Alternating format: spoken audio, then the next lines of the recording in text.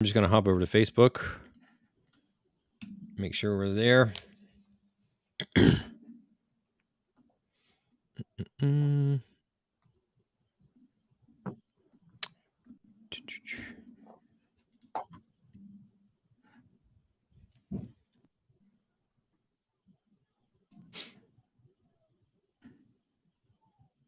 There we are.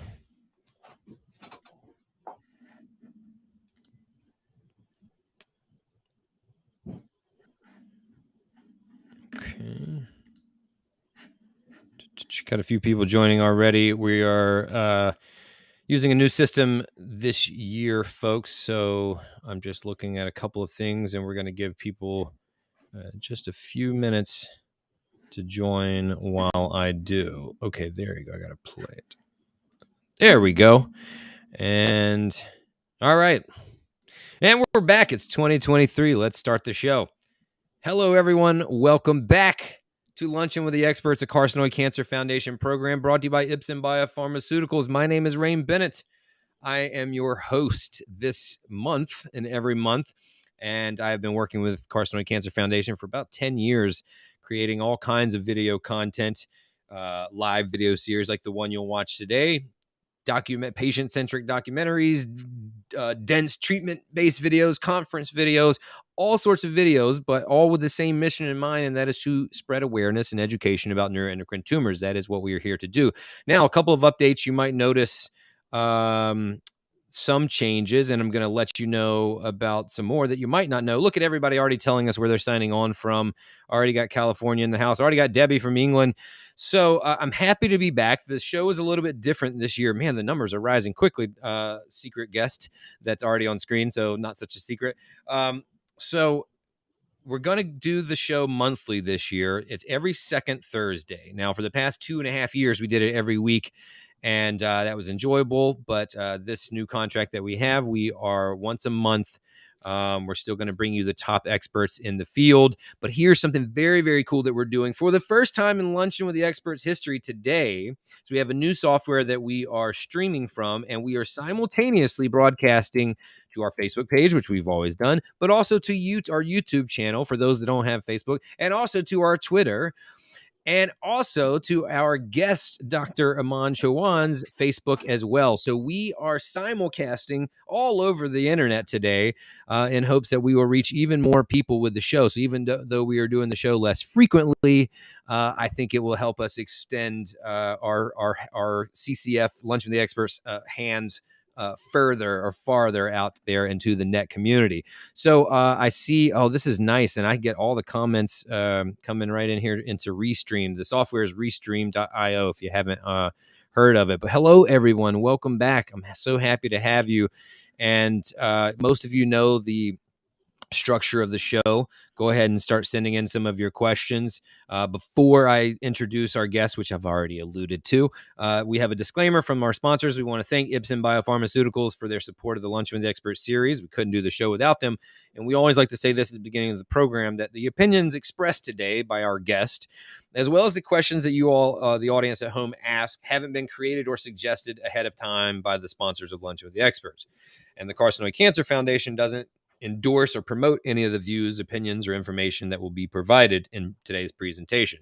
So audience members should not rely solely on the opinions or information expressed by the guest today, and should seek guidance and direction from their own medical advisors regarding any choices they make about their health or treatments. Okay, that last line is really what I want you to focus on.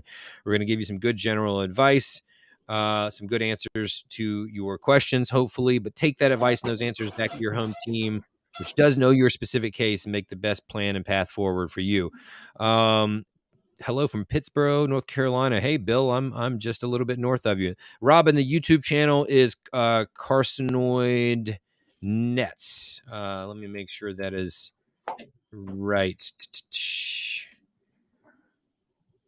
I believe it is Carcinoid, the Carcinoid Cancer Foundation. If you just go to YouTube and look for that, you'll find us pretty easily. And so pass that along. Let everybody else know the show is back. And today our special guest, who's been on the show many, many times, is Dr. Aman Chauhan. Dr. Chauhan, welcome back, my friend. How are you?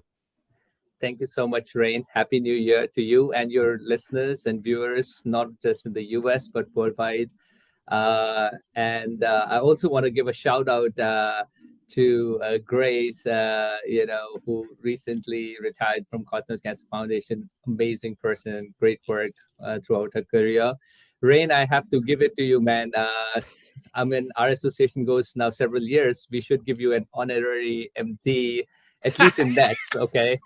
But really good to be back. I'm glad to see this new format. Looks so sharp, and I didn't expect any less from Rain. You're an amazing Oh, thank you. filmmaker, and thank you so much. I see a lot of comments already, Oh, and that's great. You can see him too in this. I love that. yeah, fantastic. So, greetings from Kentucky.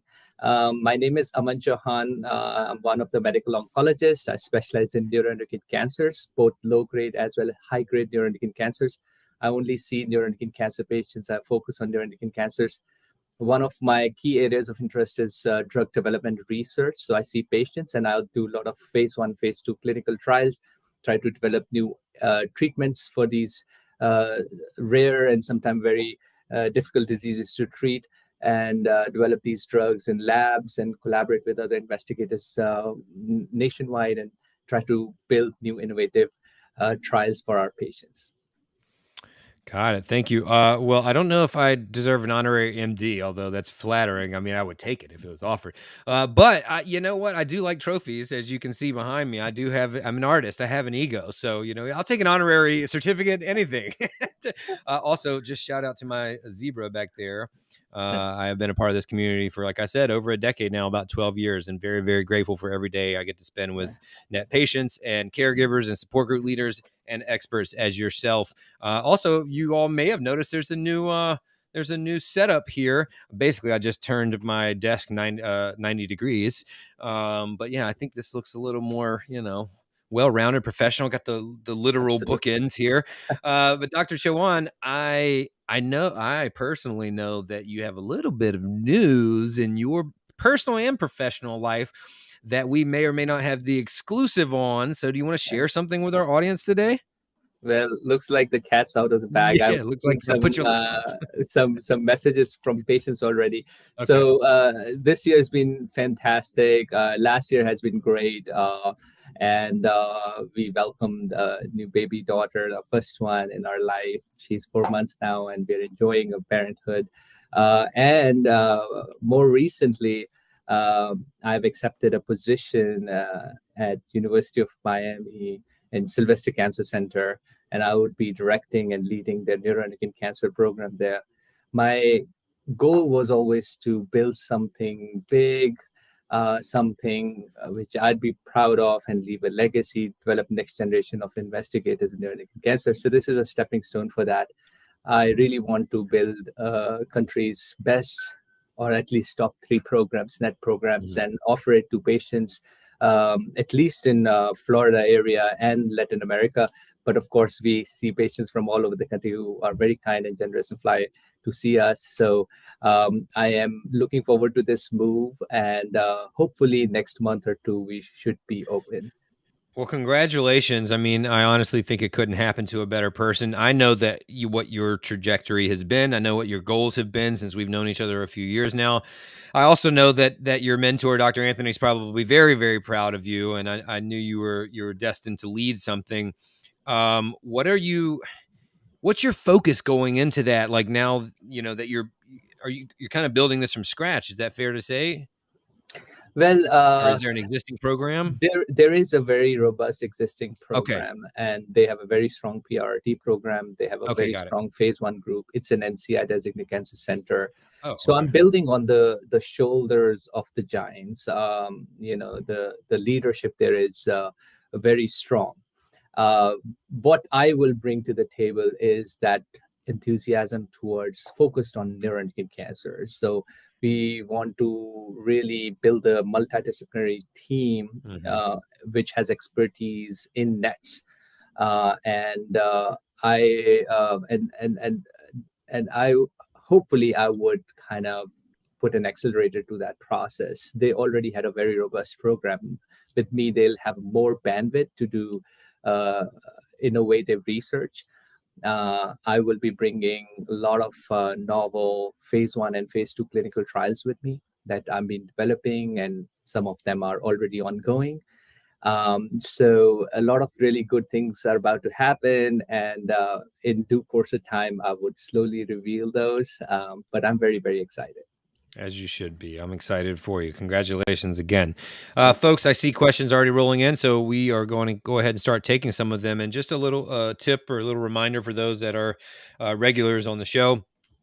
Try to answer or ask rather in generic terms. Again, we don't know your specific case, so being super dense about your case, I know sometimes it's necessary. It's just not really the best format for that.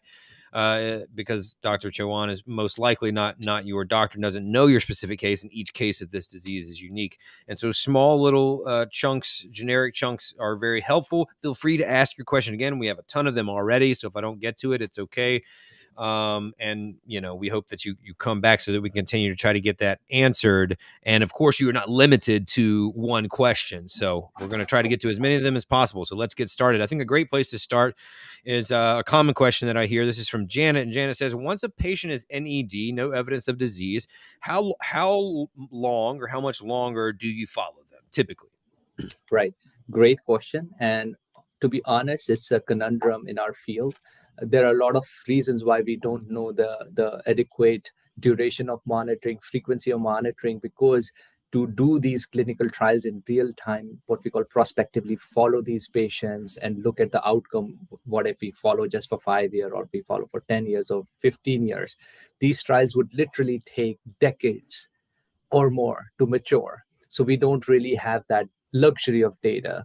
So we base these follow-up decisions on our clinical acumen, our experience, and certain prognostic factors. For example, if I am treating a patient with high-grade neuroendocrine cancer, or for that matter, a higher grade 2 NET or a grade 3 well-defined NET, if there were high risk features involved.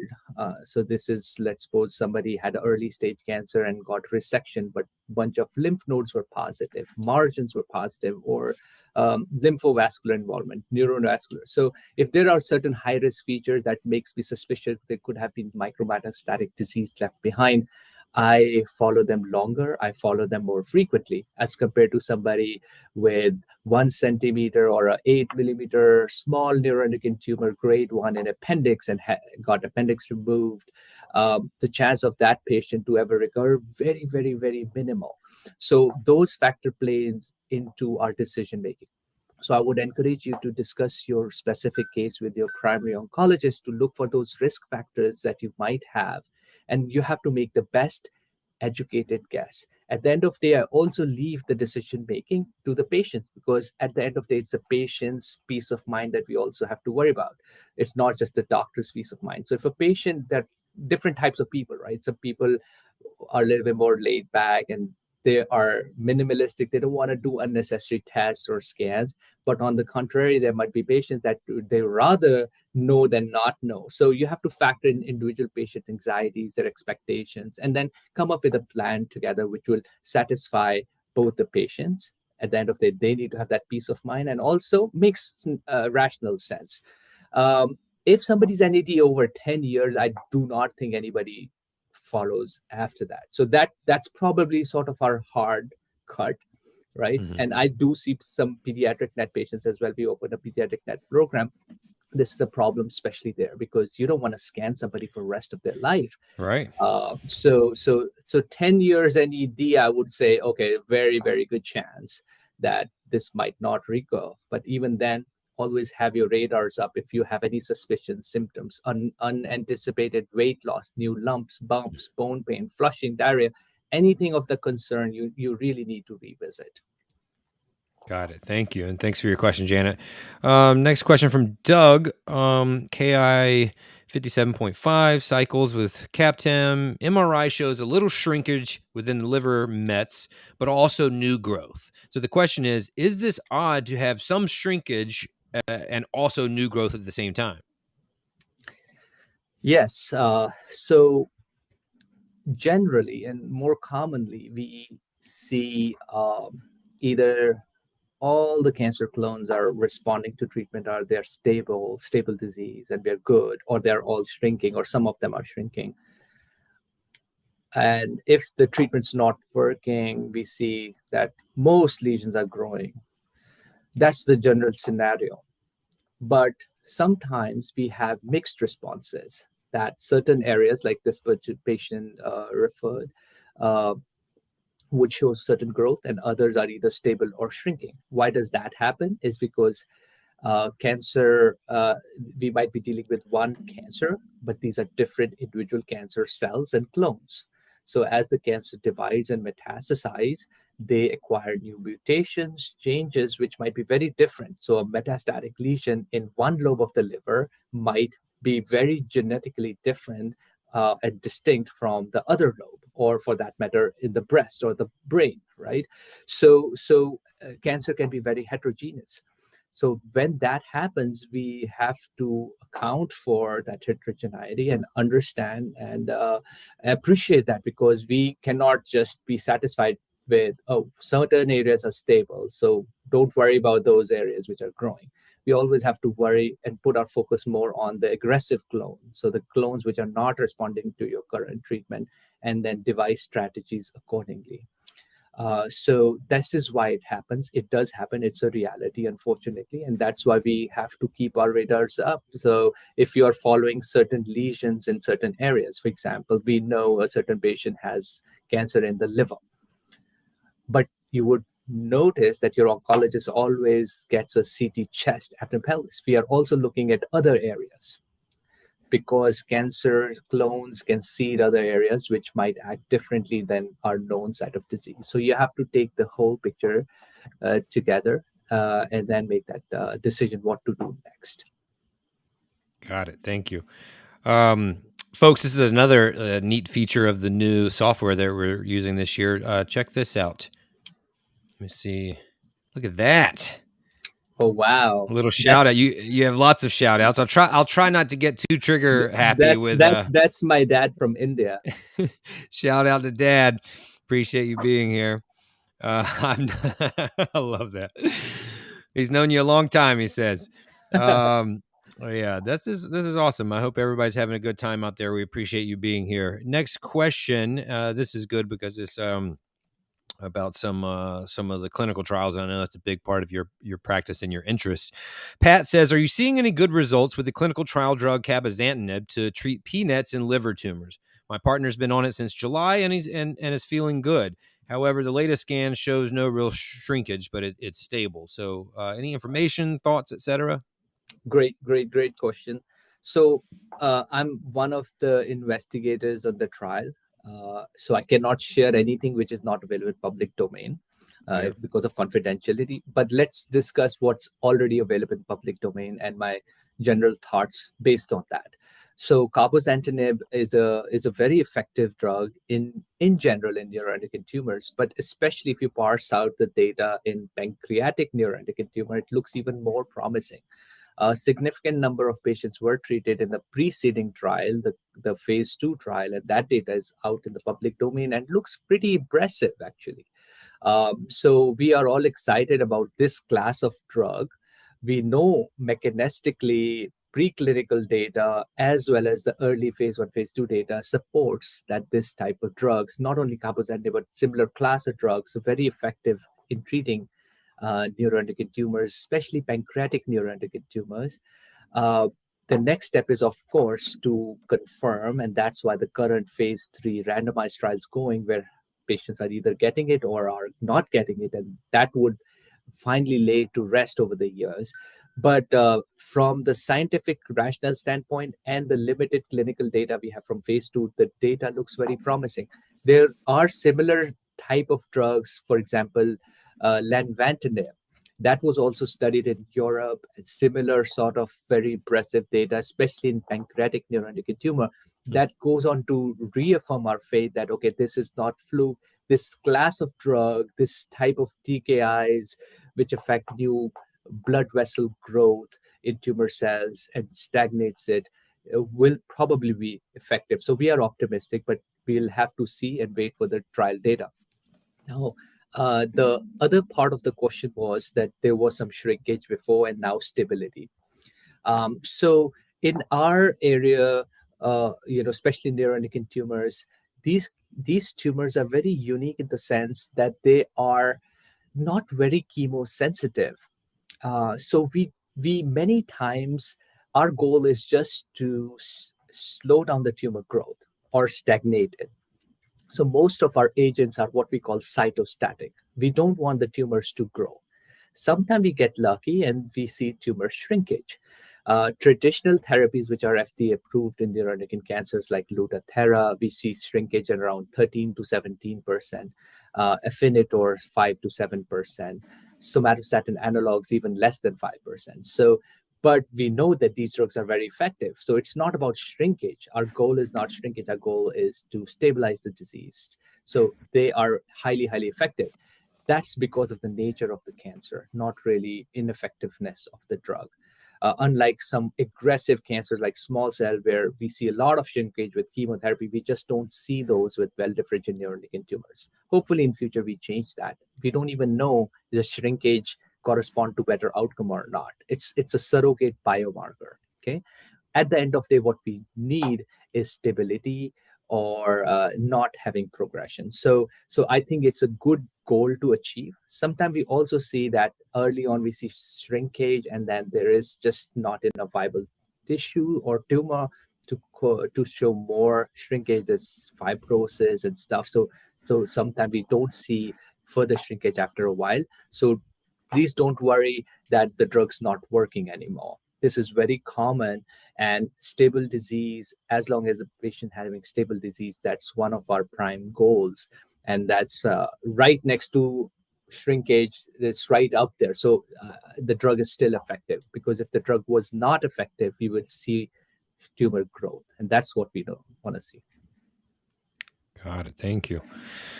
Next question from Debbie. Anything new to get serotonin numbers down? Mine are very high. Currently trying Zermello. Flushing is increasing with other markers and scans stable. This question about high serotonin numbers is very, very common, as I'm sure you're aware. Right.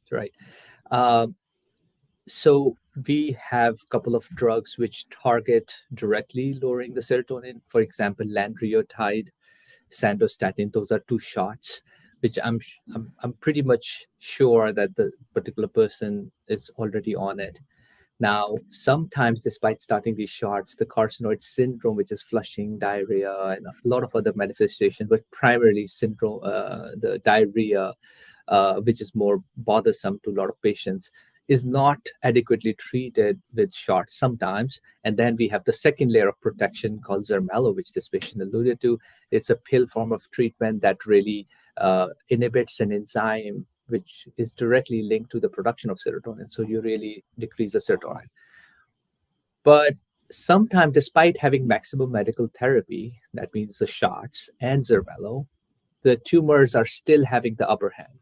The drugs are just not enough to continue to suppress the secretion and suppress the production, because there's just too much, either the too much tumor or the tumor cells are highly active and that's just secreting too much.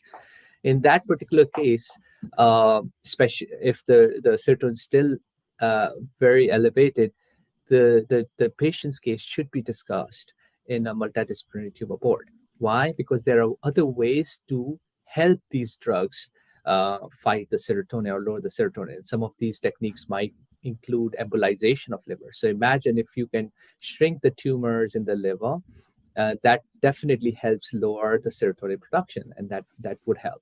In certain cases, it might be easy to resect the tumor if there is a large tumor, also giving patients other relevant symptoms. So sometimes surgery might be the better option to debulk the tumor. Lesser the volume of tumor, the lower the degree the serotonin, and that would eventually help. So there are different ways to lower the serotonin. Us as medical oncologists, we work on the medicine side of things, but there is a big time role for interventional radiologists to look into embolization techniques, or our medical surgical oncologists to look for cytoreductive techniques. So it's really a team effort. And lastly, sometimes our systemic therapies, like for example PRRT, right? At the end of this, these systemic therapies are designed to control the tumor. And if we are able to control the tumor and effectively kill some of those tumor cells, we do see that the patient's serotonin response and the carcinoid syndrome response. And how do I know that? When the NETTER-1, the phase 3 trial, which studied Lutathera, they studied the quality of life of the patients. They did report that the quality of life improved. What that implies indirectly is that maybe the diarrhea improved. And why does diarrhea happen most of the time in NETs patients? Probably carcinoid syndrome diarrhea, which is related to serotonin. So sometimes my systemic therapies to control the disease also help these. So these are all the tools in our tool bag. That's why neuroendocrine cancers are so interesting, at least for me to treat, because there's just not one way to do it. There are multiple ways to do it. It's a team effort. Absolutely. Well, thank you for that, and thanks for your question. Next question comes in from Lynn, and this is about CAPTEM or CAPTEM. I've heard it pronounced as well. After the 14th day of CAPTEM, how long does it continue to work in the body? Good question. So I would have to, again, of course, though, solid cutoffs, right? Everybody's body is different. Everybody's body absorbs the drugs differently, achieves the level of the drug in their systemic circulation in a different way. That's why, it's individualized. But usually when we design these chemotherapy-based clinical trial or clinical practices, it's based on studying the pharmacokinetics of the drugs, that when we administer the drug, how long the drug stays in the system, etc., and how long does it take for our body to recover from those aftermaths, so that we can time the next cycle. So CAPTEM is given 14 days on, 14 days off, right? So this is one cycle. So whole month is one cycle. So once you stop taking CAPTEM on day 14, that doesn't mean that, since you're not taking chemo, it's not working. The chemo is already in your system at certain level. Over the next few days, it's going to slowly kind of wean off of your system. But the damage to the cancer genome and the DNA is already done. So the cancer cell kill will continue to happen over the next days and weeks. Okay. At the same time, when the drug level comes down significantly, then there would be some cancer cells which are new, because cancer is also trying to fight back and growing, and then they'll start growing back. And that's when we have to hit it again. So second cycle will come right at that time. Your body is healed, your counts have come up, and that's the perfect time. Your original chemo cycle, the chemo concentration body is low, so we come back and next month, and so the chemo effects of chemo are continuing to be there even after stopping the pills. Okay, and that's why it's timed like that. So that's why we give 2 weeks on, 2 weeks off. There are times where we have to give longer breaks because the patient takes a little long to recover from that side effect from chemo. So sometimes we have to do 2 weeks on, 3 weeks or 4 weeks off based on individual patient needs. But these effects do last longer than just the days you are taking chemotherapy. Got it. Thank you. And thanks for your question, Lynn. Good to see your name again. From Richard, should there be a concern about a necrotic lymph node which has grown and now measures about 3 centimeters? I thought necrotic meant dead. So how does it grow? Correct. Very interesting question. And of course, these are the kind of things that keeps us awake and keeps us thinking. That's why I think we have a job security. I was just reading a podcast this morning about the role of artificial intelligence and how, if it was simple like this, any growth means tumor progression, then a computer can do our job, right?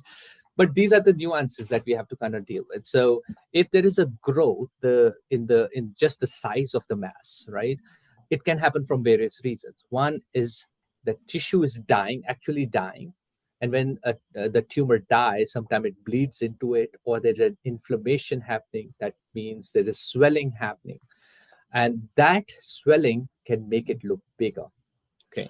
So for a radiologist who does not know the clinical side of things, right, that is this a response to therapy, or is this because they are not reading the clinical history, right? They're just looking 2 scans and they're telling us, hey, doc, 4 months back, this was 2 centimeters, now it's 3 centimeters. Mm-hmm. Okay. So they're just reporting data. It is up to the oncologist to put that in clinical perspective. Hey, is this growth because the tumors are truly growing, or is it because we should factor in the patients actually responding to treatment? So we look into clinical factors. Hey, patients saying, I'm feeling better, doc. I'm gaining more energy. I'm gaining weight. I'm overall feeling good. Other areas in the body is not showing growth. So this one area is showing growth despite patient feeling better, and there is necrosis reported there. That means necrosis, as likely pointed out, means tissue death.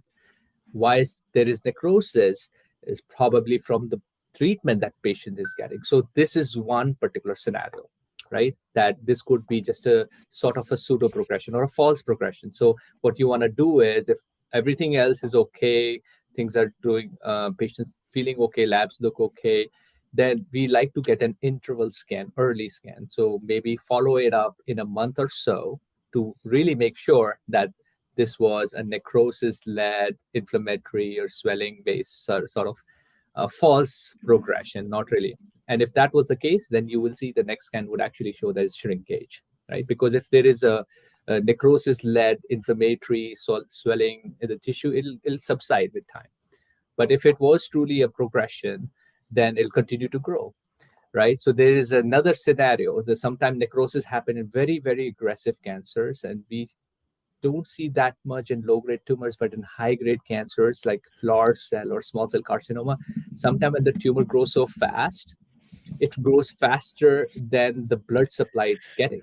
So the center of the tumor starts getting necrosed because it is just going so fast that even the blood supply is not able to keep up the pace, because tumors make new blood supplies for its own survival.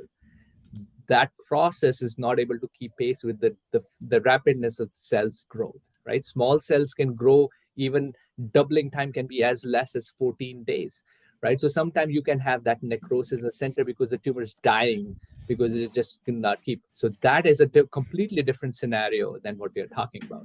So those are the things that your oncologists have to kind of entertain and put together, and this is what they train us in oncology. Got it. Thank you for that. Thanks for your question, Richard. Hopefully that helps. Let me know if it does. Look at that. We got quite a few of those. So as I'm sure you can give me some recommendations for restaurants in the chat. Yeah, absolutely. Look, I look. They're all over the place. Dr. Chauhan, look at that. Oh, wonderful! We have a lot of people from Florida. Great. Oh yeah, I'm skimming the surface. There are many comments. I can make a whole show just showing them. So the people are excited. It's fair to say. Next question comes from Pam. Pam says, "Do you see good results with Affinitor? My husband has had this disease for 9 years. Lots and lots of treatments, including even clinical trials, and we're going to give Affinitor a try. Pam feels like they're running out of options. What can you tell Pam about Affinitor? Anything that might help her perspective or situation?" I'm a big fan of Affinitor because it's a tested and proven medication. It's one of our, what's the American thing? I'm from India, so I'm still learning the lingo. Old guard. It's one of our old guard. The greatest of all time. Yeah, maybe Lutathera has probably kind of pushed that a little bit right now. Right. But we've been using Affinitor for quite some time, right? It's FDA approved for all NETs. There are very few drugs which are FDA approved for all NETs, right? So there was this big clinical trial called Radiant-4 that tested Affinitor versus placebo, and there was a significant improvement in the median PFS. That means stability of the disease, right? So it does work. My personal experience has been pretty good. It works in most patients than not, right? The question is that how long does it work? So I have patients where it works for 6 months. I have patients where I think the longest I have somebody on and it's continuing on it is about 4 years plus, right? So there are all sort of scenarios, right? It does work. I think it's a pretty legitimate option. Now the question is, which I, again, of course, because we are in this chat session, I don't know all the details, right? So it is one of those treatments that we often use as a second or third line. So Okay. the fact that the patient kind of waited so long, I wonder if there are more factors to in the play. Is this a high grade cancer? So this is FDA approved for low grade, well differentiated NETs, right? Okay. So for a grade 3 or a poorly differentiated, this is probably not going to be an optimal approach unless we don't really have other options left. So there are other things in the frame. But if we are talking about this, just a general low grade validated nets, this is an excellent treatment, works really well. One thing I do want to kind of give you a heads up, and I see this a lot in the community setting. This drug comes in various formulation, 10 milligram tablet, 7.5, 5, and 2.5. So various doses.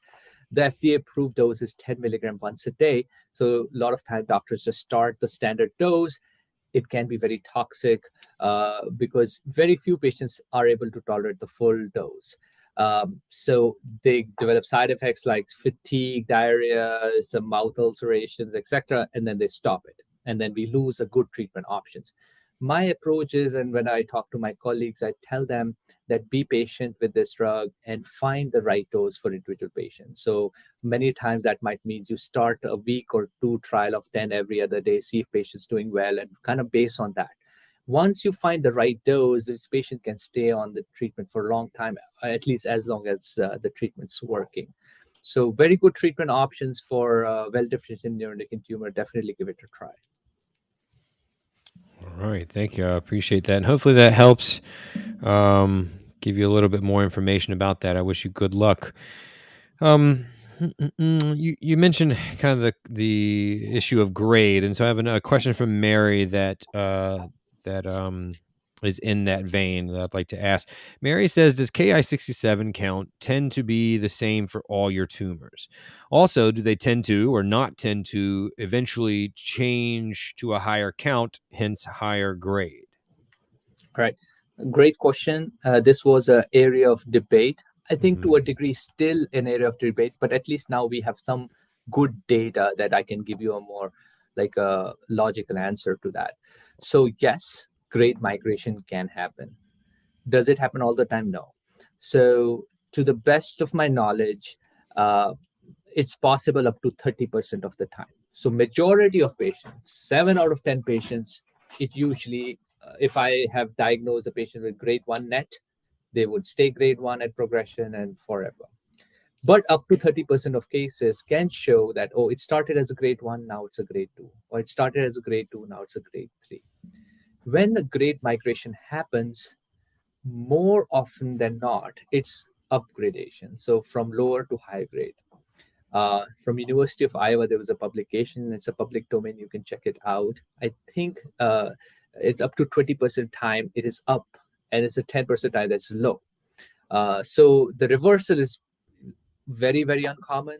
If the grade migration happens from low to high, it's usually from low to high grade. So you'll always have to kind of be cognizant of that fact, right? So this is another reason why that's just so unique and interesting, because we might have diagnosed somebody with small bowel metastatic grade 1 neuroendocrine tumor, and patient was doing fine for 5 years. Now all of a sudden we are noticing last scan shows rapid growth into tumors. So we should always entertain, could there have been a change in the grade? And in that kind of scenario, I advise letting rebiopsy, because it could have really changed from grade 1 to grade 2, and I might tackle it more aggressively if it was still grade 1. So it can happen, and that's what also kind of we treating oncologists keep that in mind, so that they know that we might have to adjust the tempo of the management, more aggressive or less aggressive, based on has the tumor changed its character. Now, the other part of question was in the same patient, can they have two grades at one time? Even that can happen, and that's called heterogeneous disease. So sometimes you would see patients, we do a baseline gallium, dotatate, or copper dotatate scans, right? These scans are looking, it's a PET scans looking for somatostatin receptor positive disease in the body. But you would notice some tumors light up bright, some tumor lights up a little dull. And that's because some tumors have more somatostatin receptors and others less. So there's always some discordance and heterogeneity in the tumor environment, milieu. Some because these are all different clones, right? This all came from one, but they're all dividing and they can have subtle differences. So some of them could be little bit higher grade, little bit lower grade.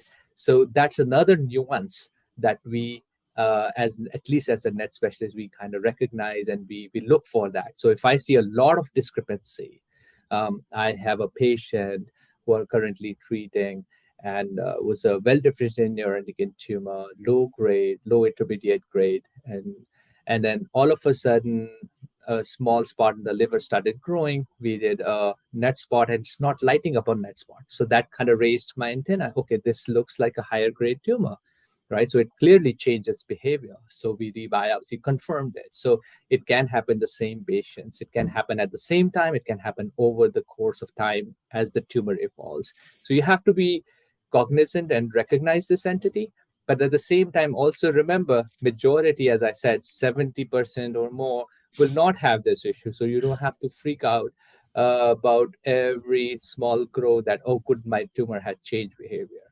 So if there is a suspicion for change in behavior, that means all of a sudden the tumor is growing very slowly every 6 months, now sudden growth spurt, or the way they look differently on the SST or PET scan. That's what really prompts us to think about these issues. Got it. Thank you. Folks, we got a little bit more than 15 minutes left, almost 20 minutes left. We're going to keep plugging along. Appreciate all your great questions today. Next one comes from Bridget.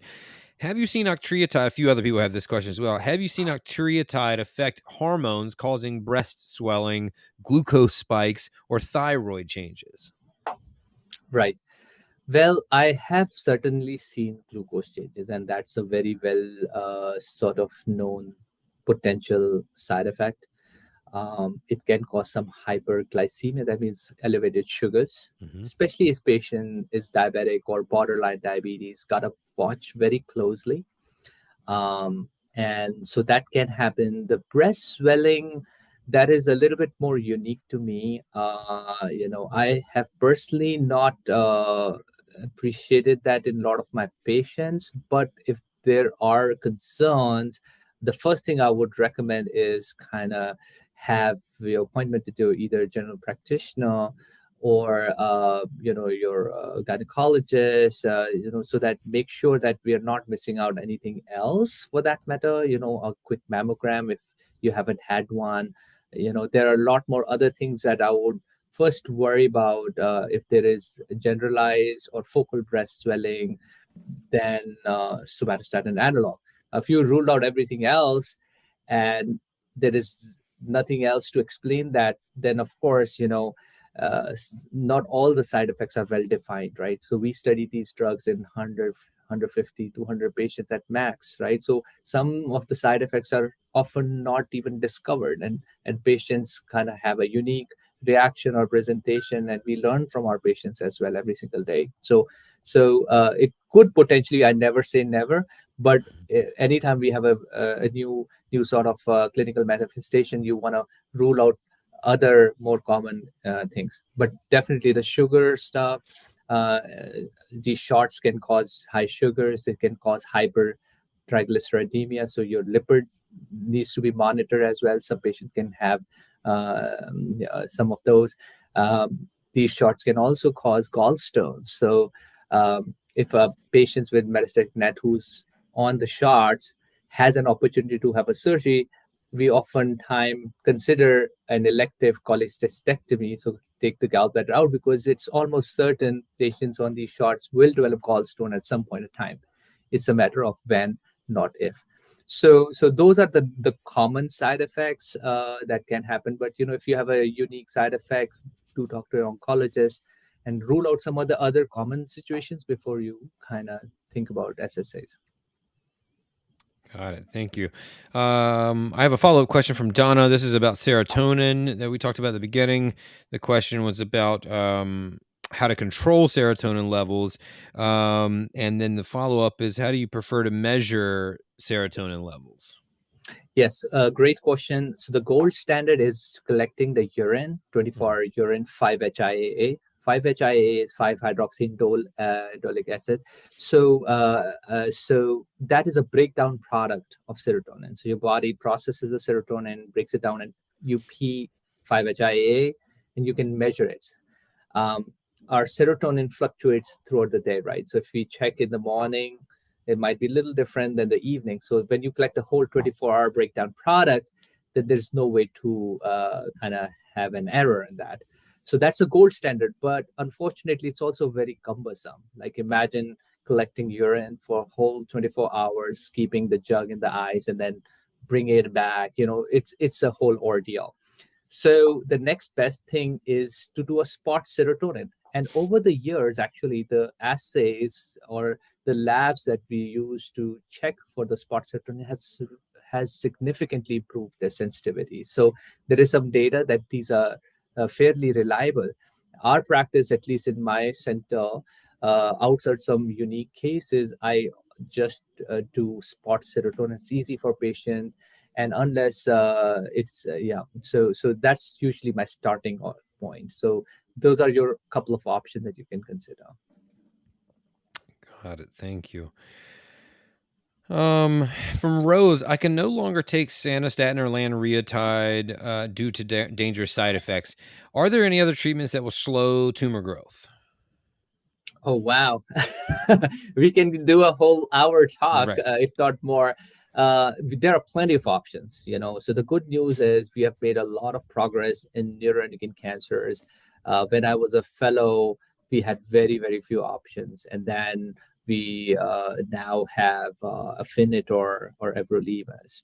For certain subset of NETs, we have sunitinib, Sutent. We have Lutathera or lutetium semdedotate, which is fantastic, the PRT options. Besides that, we have clinical trial options, which are going to hopefully, in my lifetime, in the next few years, expand our treatment option even more. Cabozantinib, combination PRT studies. Some of them I'm kind of personally invested in, PRT plus triabine, PRT plus piposertib, and other investigators from other parts of the country are testing other novel agents. So sky's the limit. There are a lot of options. So if for some reason you're not able to tolerate lanreotide or sandostatin, there are more ways to tackle this disease. This is now we have problem of plenty. We recently wrote a paper how to sequence these treatments. So if you Google it, we wrote a paper on. Previously we didn't have options. Now we have so many options. Now which options to go to next? What would be the B, and what would be the C, and what would be the D? And we gave some clinical scenarios to help guide through that decision making. So plenty of options. Please talk to your oncologist about it. Thank you. Appreciate that answer. Let's see.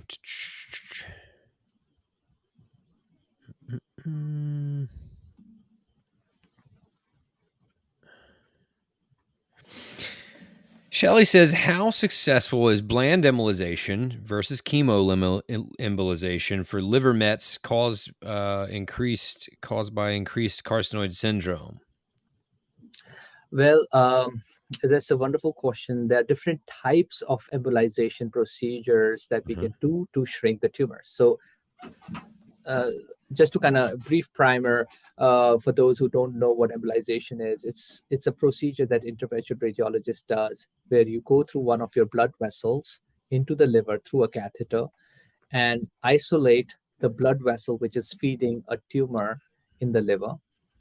And once you know which blood vessel's feeding, because they can throw dye, just like how you do cardiac angiogram, right? To know the blocked artery in the heart. Similarly, you kind of figure out, okay, that blood vessel is feeding that particular tumor in the liver.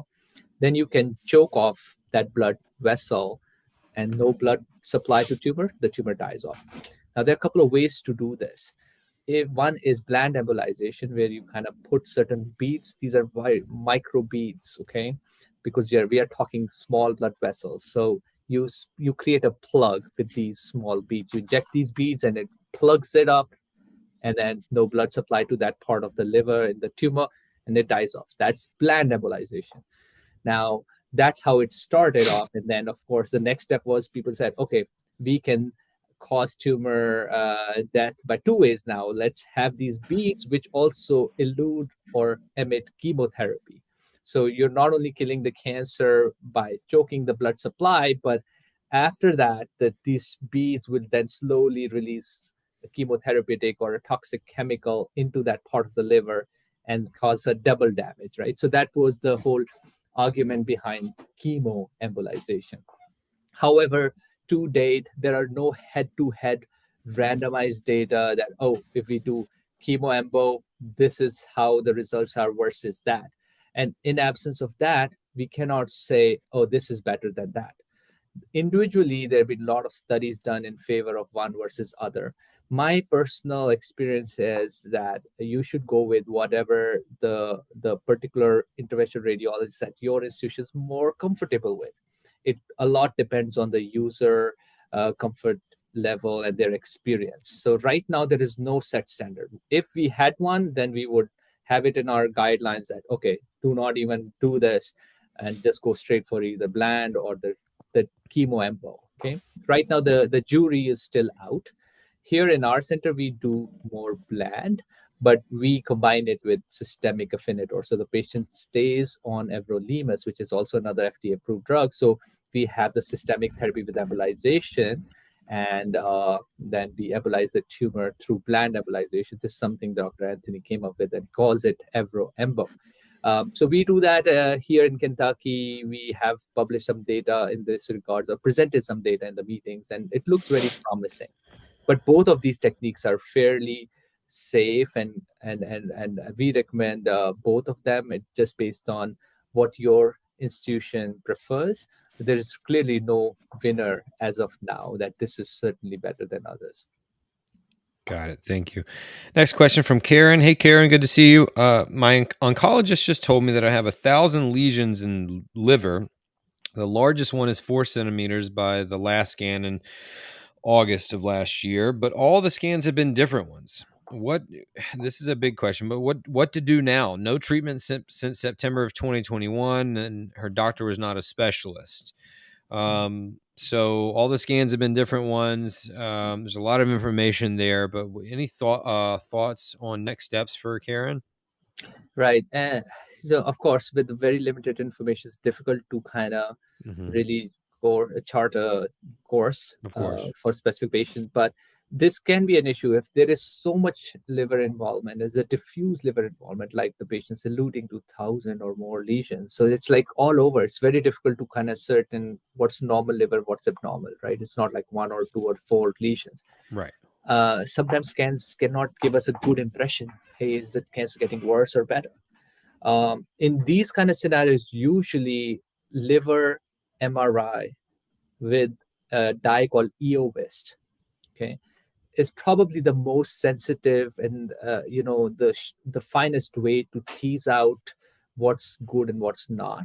And sometimes even with the best, this is liver protocol MRI with EOVIST might not give us the best answer, but at least out of all the scanning modalities, that might be somewhat that we kind of get a better impression of the disease burden. On top of that, these diffuse cases sometimes also benefit of getting a PET scan, like a DOTA PET, like either copper dotatate or gallium-68 dotatate. And then we put these cross-sectional image and PET scan together to kind of follow up these diseases. If it's very difficult, if it's very diffuse.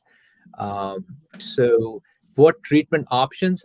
If you have not seen a NET specialist, I would highly advise look for, Carcinoid Cancer Foundation has a big list on their website based on individual states. You can see which one's the closest to you. I would highly advise at least seek a second opinion. And many a times your local oncologist would be very happy to collaborate with a NET specialist and kind of follow their advice. There are a lot of treatment options as we discussed. We just have to tailor the treatment based on your specific needs. And that's why it's good to see a NET specialist. And fortunately, there are quite a few now. So you can look for what's more accessible to you, so they can review your scans. If there are all sort of different scans, sometimes it's difficult to compare apples to oranges, but at least moving forwards, there could be some sort of like a more homogeneous plan to follow up. But Mhm. these are some of the challenges why they might have done different modalities, because they started with a standard CT, but it wasn't clear on that. Then they probably moved to MRI, etc. And sometimes the insurance might not approve certain scans, so they had to just do the next best scan. And these are all the practical issues that we face in the real life. Got it. Thank you. I appreciate your question, Karen. Okay, we got about 5 minutes left. Sorry, I had to just show Brian. Oh yes, please show some love for Rain. He does Yeah, the fantastic Rain job. posted in the greatest comment show. Yeah, I'm not gonna post any bad ones. We don't get any bad ones, folks. But okay, we got about 5 minutes left, folks. Let's try to get to some more before we go. Da-da-dum. Robin says, once you've reached remission and you're in active surveillance, is there a natural progression in the body where new tumors could occur? I understand 8 out of 10 patients will have recurrence.